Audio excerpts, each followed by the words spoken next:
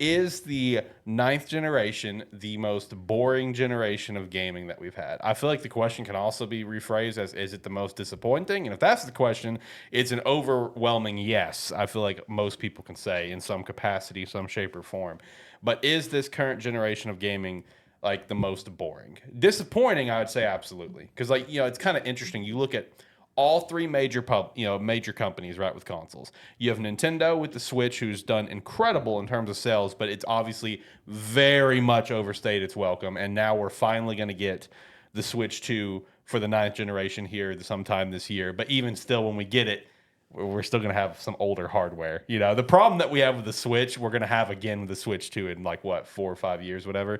And then you have Xbox, who's delayed everything, and at this point is going full multi-plat and is basically going to become just a publisher. And then you have Sony, who went all in on live service and has had failures and cancellations nonstop. So it's just like, is this the most boring generation that we've had? That's where it's kind of like, it depends on how you look at the games that has come out. But in the question of disappointment, the answer is an overwhelming yes. I was just kind of curious you guys' thoughts. It's a weird thing to try to say that it's like a boring. I mean, like somewhat recency bias, but then also like I'll bring up a big example of non-recency bias when we've had like over the last year or so, especially like games come out that just explode and take off. Like think of Helldivers 2. And that is like currently like Kingdom Come Deliverance 2. Black Myth It, Wukong. it's like is taken over. Black Myth Wukong took over the world. And then it's like it's been a few years, but you got to think back. Elden Ring. Yeah. Elden Ring is still a staple, and it's like it's still one that people are like clamoring for content of. So it's weird to say it's a boring generation or like a disappointing generation when there have been multiple games in the past few years that are kind of like generation defining games.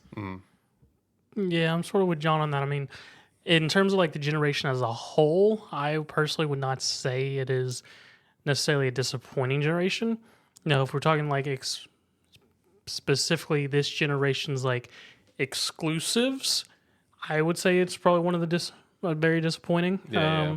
And whatnot, and sort of lackluster for the most part, just because we had one side which we're finally getting at the end of what seems like the ninth generation, and the other side they front loaded all their ones, and now we got Jack All for the in here in terms of just exclusives, and overall the generation itself.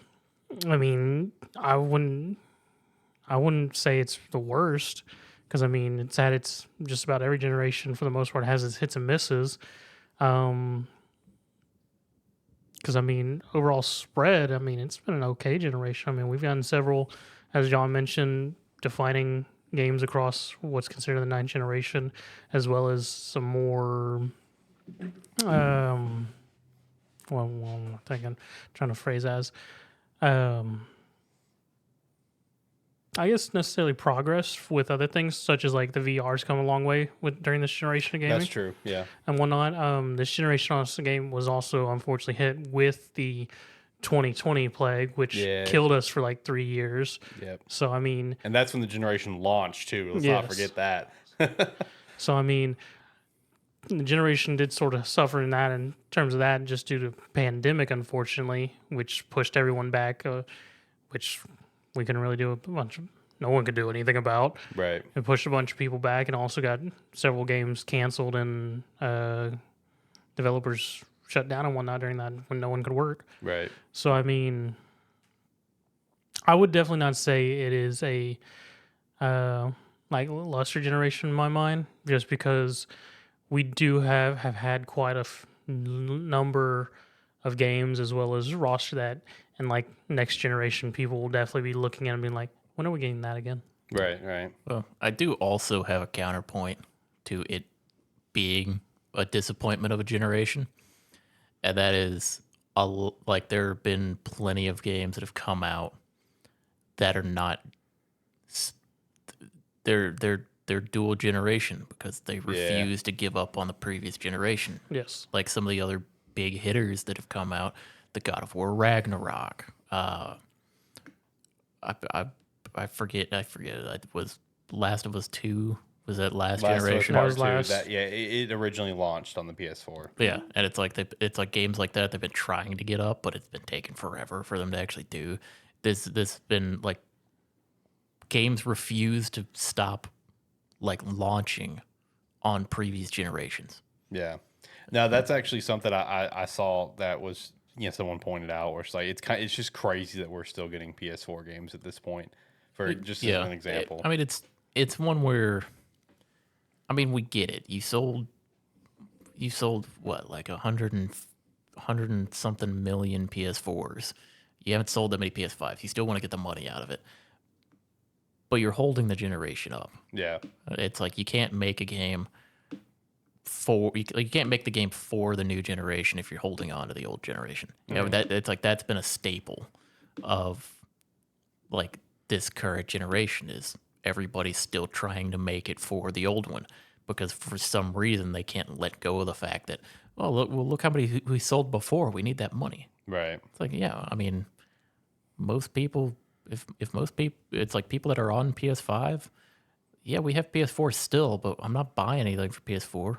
It's like my PS4 hadn't been turned on in years. Yeah. I was just on the other side of that, in terms of if we're looking at the generation as a whole and not just the big hitters, it's definitely been a nice little generation for indie developers and just rising up. This has 100% been the generation of indie devs Yes. taking over. Because Yes. a lot of the games that have been large big hitters or taken over and whatnot have been just indie games that have just come out of nowhere. Like one that I think that's brought up a whole new genre of games is content warning. Just a dumb party game where you have a dumb camp recorder and you go out on the map just to find wild stuff the developers just left in there, and it spawned a whole new sort of genre of games. And then we got Baldur's Gate 3 during this, which we got just a lot. That was a whole thing of just Baldur's Gate 3 just being a game that people were like, this is a stable how games should be. And then the industry going, you shouldn't expect that just because this is a very specialized game. Right. Yeah. And just its whole thing. So, Yeah. Which is one where it's still wild that like before Baldur's Gate came out, we still had developers going like, hey, don't expect games to be like Baldur's Gate. It's like, what do you mean? Like polished? yeah. No, Completed? It's exactly. like done. It's like a complete game, and then it's like when bugs are found. Like even now, when a patch for Baldur's Gate comes out, it comes out with a list of like 300 line items of bug fixes It's of the ridiculous. most minuscule things. Yeah. And it's like why should the standard not be release a good polished game anymore? It's like stop trying to sell me a 10-hour game and charging me $70 for it. Right. It's like I can go spend like $40 and buy Helldivers 2 and get hundreds of hours out of that game. And which, speaking of Helldivers 2, also makes this generation, in terms at least from like the content and whatnot I see, almost seems the socialization of games has been slightly coming back, because a lot of the big game hitters are things that catch people's attention with streaming and whatnot are sort of games that require a bit of socialization, like Helldivers 2. A lot of people, that community in itself is just sort of ridiculous. Yeah. And just how the developers help handle the order missions and whatnot, and just how the players, they go for it almost every time, except recently where they screwed up and got a planet destroyed. But hey, Sometimes you gotta rebel. and things like that, because I've definitely seen a lot more games that require like some socialization, because like there's one game on Steam, I can't think of what the name is off the top of my head, but it's literally just a game where you create a lobby, you can invite people, and people just fish. Oh yeah, I think it's called web fishing. Yes, that's exactly it. So let me ask you guys a question, because it's something that you said. It sparked the question in my brain. you said that you wouldn't call it the worst generation. I was curious, what do you guys' take is what would be the worst generation, not counting the super early ones, because that's kind of I pulled them up, and if I think there's an obvious one, I'd give it to Generation 4, which was literally just like the OG Game Boy, the Game Gear, the Atari Lynx, and what console called the Turbo Express. That's all fourth gen was. So like not counting the super early. That's pretty rough. That's kind of unfair to put it on them. Let's start with 5, which would be like PlayStation, N64, shit like that, and kind of moving forward. What would be the worst in you guys' opinion? I was just kind of curious.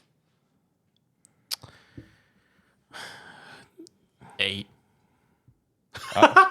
Yes! Okay. All right. I was thinking very similar, if I'm being honest. Oh, If we're eighth talking, generation. like modern day generations, 8, because 8 almost killed Microsoft. Yep. And it's like it pushed everybody to it pushed the large population of gamers to PS4, but we went to PS4 just because like they had more games coming out, not because it was necessarily a fantastic generation.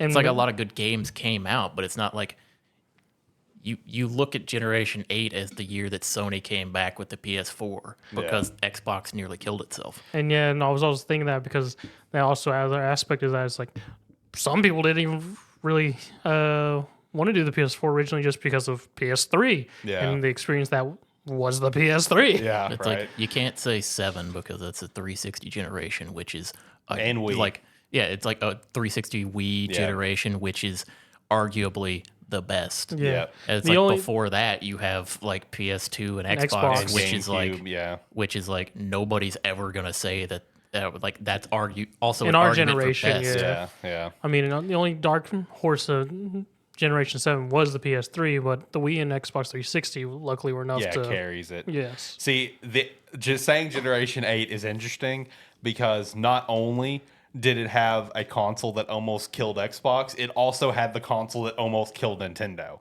because Wii U is considered Generation 8, but Nintendo Switch is considered Generation 8, but that one's kind of a cross. Yeah. So that's why it kind of gets out a little bit, you know? But I think Generation 8 is probably a fair answer because, yeah, you got the Switch, right?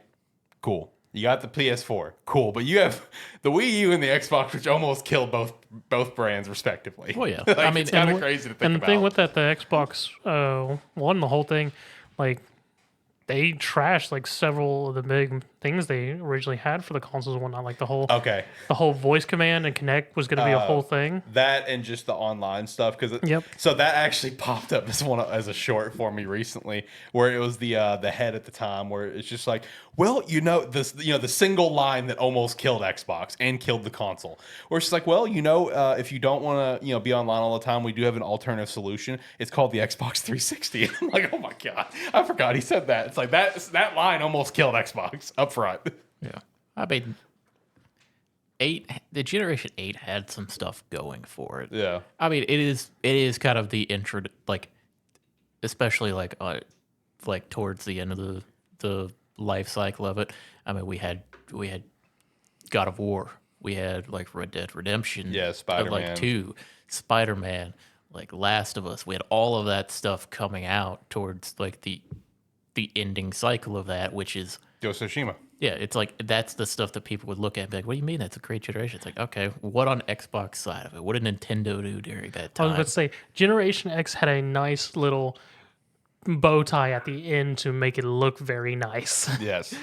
If you really look through that generation from beginning to end, the beginning to middle part, you're sort of like,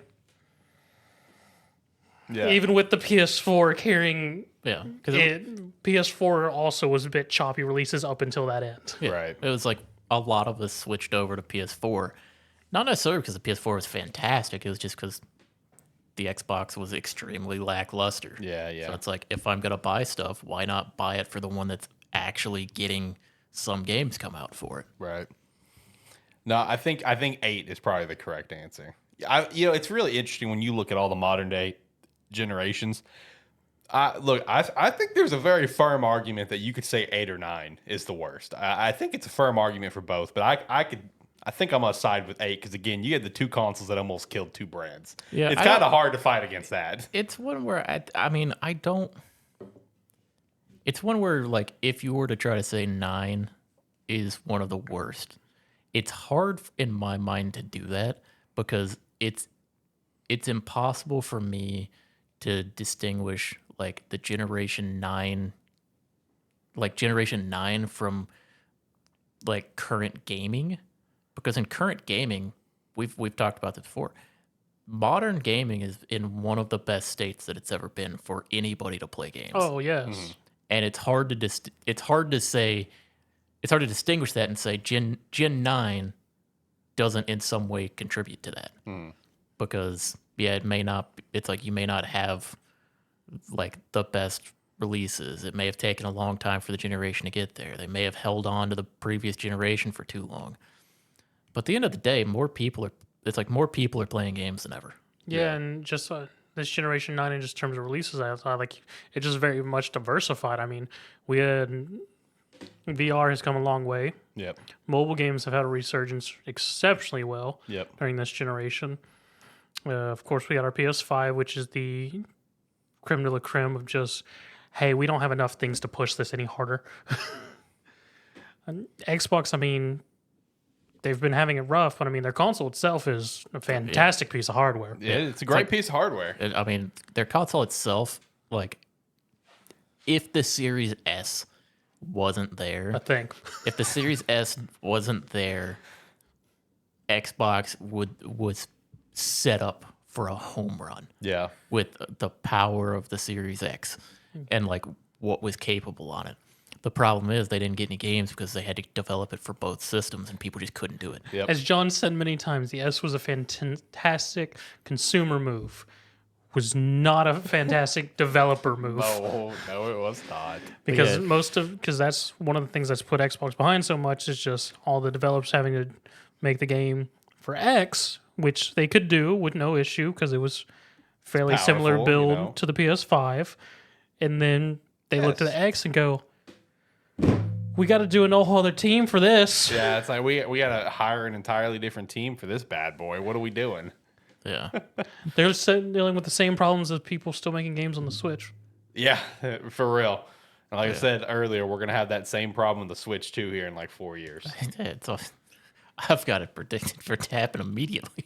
Oh no! Remember, that's one of my yearly predictions. I know.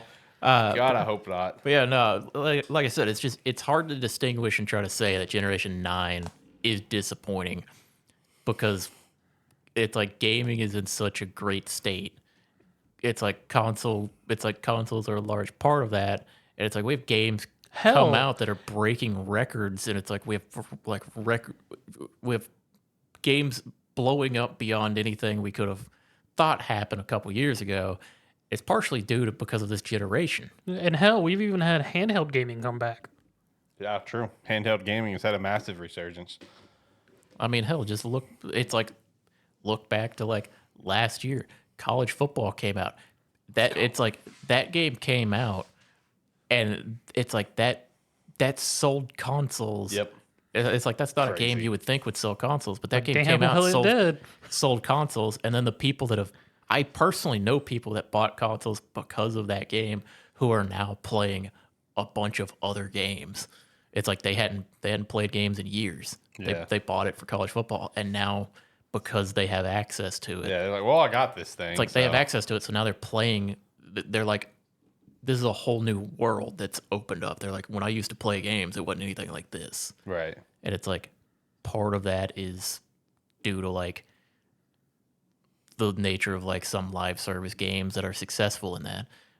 But it's also a large part due to like the console marketplace and people keeping those games alive because there's something to play. Yeah. Which is you don't have that without this generation. True. Like you wouldn't be playing a bunch of these live service games like back during the last generation. Right. Yeah.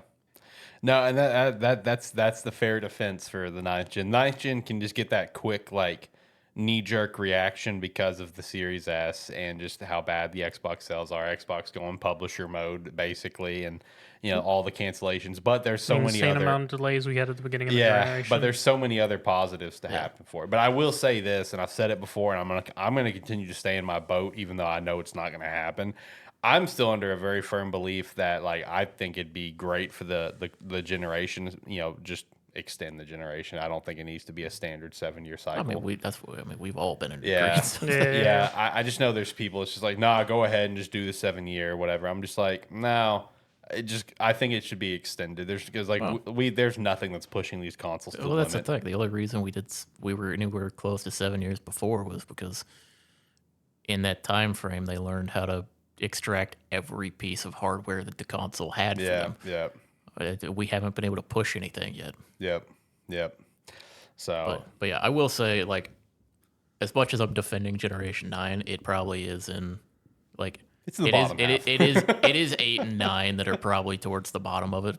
But that's because you look back at like the 360 generation, the PS2 generation. It's like those are so like lauded for like the golden era of gaming. Yeah. Yeah, Because just it's everything that was coming out and whatnot. Yeah. Because it's like we're in like 2025, and it's like, what are a lot of the big releases that are coming out? They're remakes of that time. Facts, and it's not going to stop anytime soon. It's like No. it's like we're remaking games from the PS2, the GameCube, like Xbox. Xbox. It's like Yeah. we're remaking those games because it's like people haven't experienced them. They've heard about them, but they don't want to go back and play it on the old hardware. Right. So remake it, play it. It's like sell a million copies. Do it Yeah. again. Yep. Everyone's just taking the Nintendo strategy. Hey, it prints dollars. It prints dollars.